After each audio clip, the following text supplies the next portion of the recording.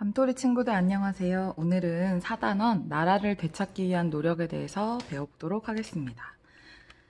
대한제국은 1910년에 일제의 나라를 빼앗겼습니다. 이것을 우리는 주권 침탈, 국권 피탈이라고 부르고 이 이후부터는 일제에 의해 식민 지배를 받았습니다. 하지만 우리 민족은 나라를 되찾기 위해 다양한 형태의 항일 운동을 전개하였죠. 우리 민족이 겪은 고통과 나라를 되찾기 위해 한 노력에 대해서 알아보도록 합시다. 식민지배가 시작된 1910년대 이후로 세 가지 단계로 나눌 수 있을 것 같아요. 첫 번째는 1910년대, 그리고 두 번째 1920년대, 세 번째 1930년대 이후로 나뉠 수 있을 것 같습니다. 1910년대에는 일제는 조선 총독부를 설치를 하고 조선 총독부에서 식민 통치의 최고 기구로 조선 총독부를 설치를 하였고 이때 헌병 경찰제를 실시를 합니다. 헌병 경찰제는 한마디로 헌병이나 경찰을 동원해서 강압과 폭력으로 정치를 하였다고 보시면 되겠습니다. 그 예로는 중요한 자리에 일본인을 임명을 하였고, 그리고 친일파들을 식민지에 이용을 하였습니다. 이렇게 친일파들을 앞잡이로 내세워 이용을 했을 때 친일 부역자라고 이야기를 하지요. 헌병 경찰은 강압과 폭력을 통해서 많은 독립운동가들을 체포하였고 한국인을 철저히 감시하였습니다. 그리고 위압감을 주기 위해서 관리나 교사들이 제복을 입고 칼을 차게 하였습니다. 그리고 뒤에 보면 토지조사 사업을 통해 조선인들이 자신의 토지를 신고하게 하였는데 사실은 이것은 토지를 조사하여 토지를 빼앗고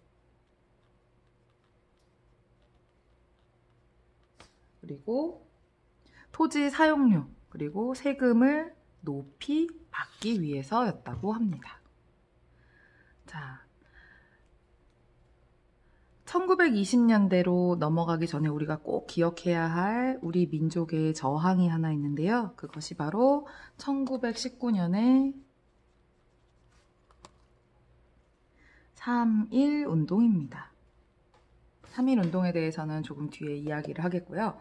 1920년대에는 3.1 운동을 통해서 조선 사람들이 일제 식민지에 저항을 하는 모습을 보였습니다. 그래서 더 이상 강압과 폭력으로 지배할 수 없다고 생각하여 조선 총독부는 이제 문화 통치를 하게 됩니다.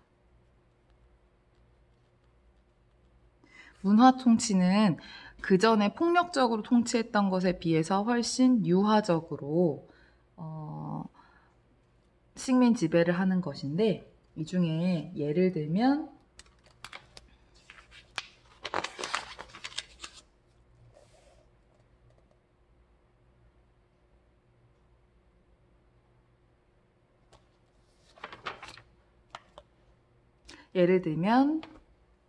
신문 발행을 허용한다든가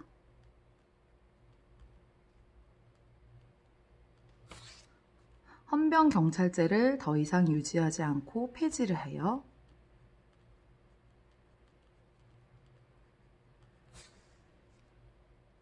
그리고 일본의 좋은 감정을 가지고 일본의 이익에 대해서 봉사하는 친일파들의 수를 늘립니다.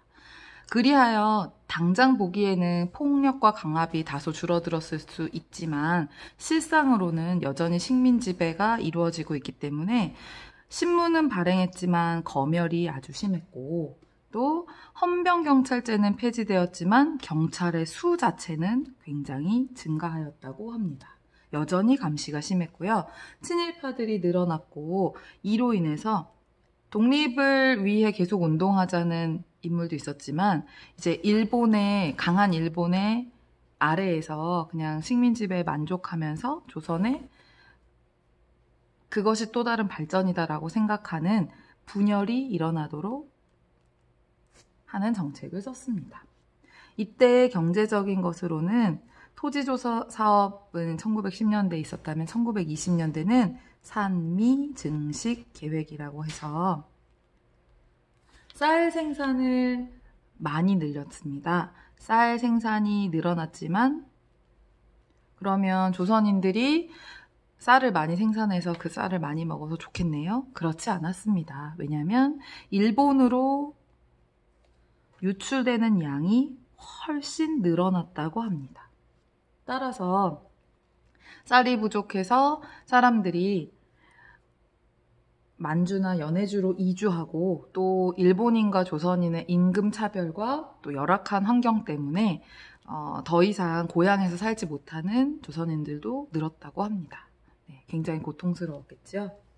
1930년대에는 또 정책이 바뀌게 되는데 이때에는 어떤 사건이 있었느냐 하면 바로 일본이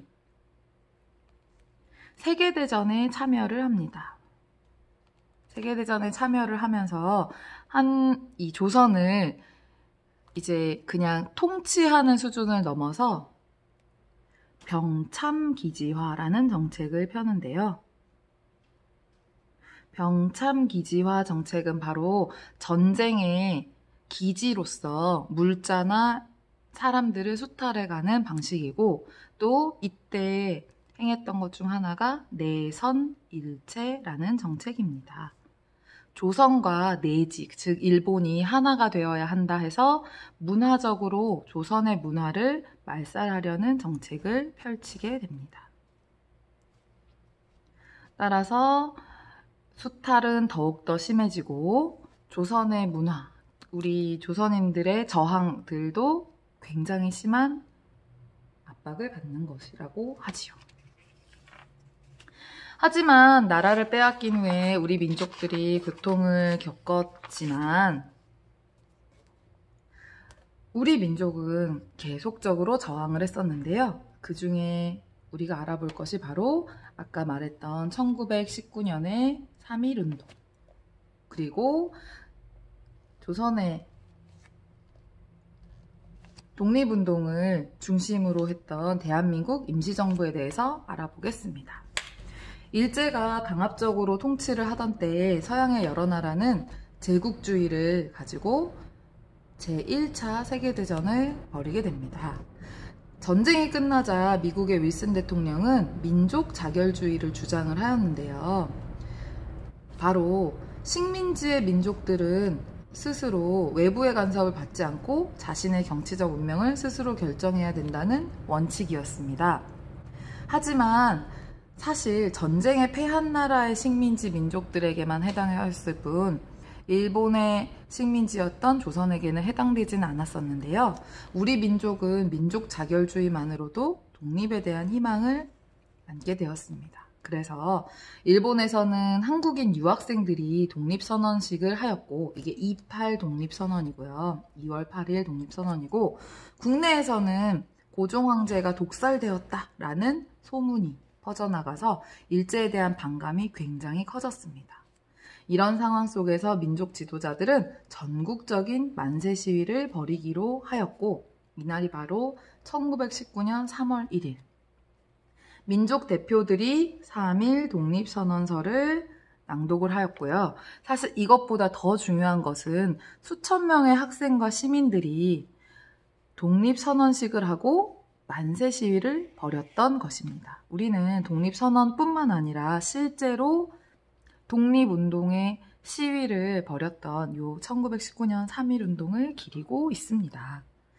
하지만 이때 당시는 강압과 폭력적인 통치를 하고 있었기 때문에 폭력적인 방법으로 시위를 진압하였고 예를 들면 총을 쏜다든가 불을 지른다든가 시위에 참여했던 사람들을 잡아서 고문을 하기도 하였지요. 하지만 이런 탄압에도 불구하고 만세 시위는 전국적으로 퍼져나갔습니다. 여기 보면 빨간색 그리고 파란색 점이 있는 부분에서 시위가 전국적으로 발생을 하였고, 만주나 연해주, 미국 등 해외에서도 우리 동포들이 만세 시위를 벌였고, 이것은 전 세계에 한국의 독립의지를 나타내는 커다란 계기가 되었습니다.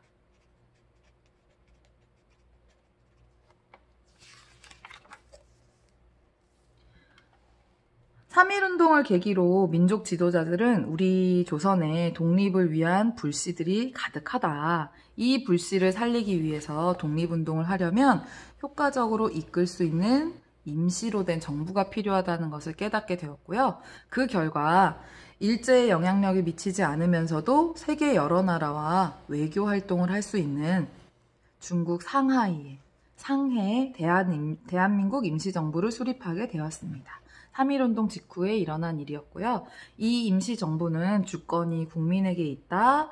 그리고 헌법을 만들었고 민주주의 정치체계를 갖추고 비밀 연락망을 조직해서 자금을 모아서 독립운동을 지원하고 정보를 주고받는 독립운동의 중심적인 역할을 하였습니다. 아래에 보면 대한민국 임시정부는 독립운동을 계속 지켜가면서 1940년에 한국광복군을 창설하기도 합니다.